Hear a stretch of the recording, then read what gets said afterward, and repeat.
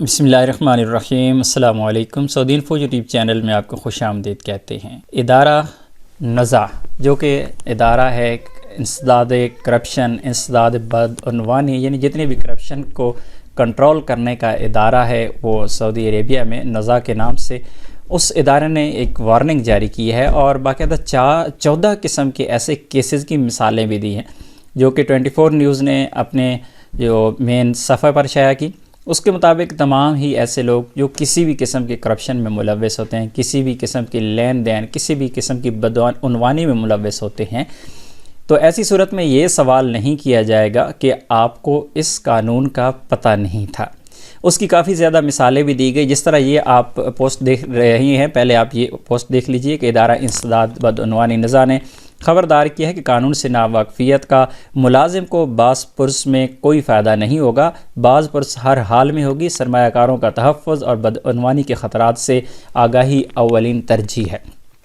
اس میں ایک 14 نمبر پہ جو کیس دیا گیا، یہاں پر 24 نیوز نے اس کو چھاپا، 14 نمبر پر جو لاسٹ والا کیس دیا گیا تھا وہ ایک غیر ملکی کا تھا جس نے پیسے لے کر کچھ کام لوگوں کے کروائے، جو کہ لیگل کام، فار ایگزامپل کسی نے کسی کا خروج نہائی لگوا دیا،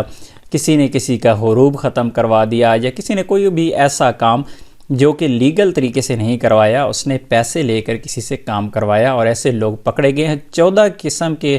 کیس تھے جن میں سعودی گورنمنٹ نے ایسے لوگوں کو بھی پکڑا ہے جو کہ گورنمنٹ کے ملازمین تھے اور گورنمنٹ کے اداروں میں حاضر سروس آفیسرز تک لوگوں کو پکڑا گیا۔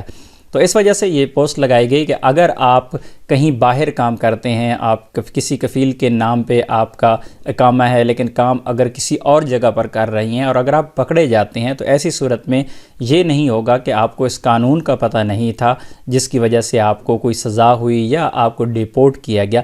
اسی طرح جتنے بھی کام ہیں، آپ بکالہ ہے آپ کا اور بکالہ پہ آپ کام کرتے ہیں، کسی سعودی کے نام پہ آپ کا بکالہ ہے لیکن کام آپ کرتے ہیں، اس میں جو بزنس ہے وہ آپ کا ہے، نام سعودی کا چل رہا ہے، تو ایسی صورت میں اس پر کافی سخت سزائیں ہیں۔ یہاں تک کہ اگر وہ جو آپ کا کیس ہے اگر کورٹ میں چلا جاتا ہے تو ایسی صورت میں آپ کا جو بزنس ہے وہ ضبط بھی ہو سکتا ہے، آپ کا سرمایہ کاری جتنی بھی ہے، آپ نے جتنی بھی انویسٹمنٹ کی ہے وہ ضبط بھی ہو سکتی ہے اور آپ کو ڈیپورٹ کیا جائے گا۔ اسی طرح جتنے سعودی ہیں جس کے نام پہ آپ بزنس کر رہی ہیں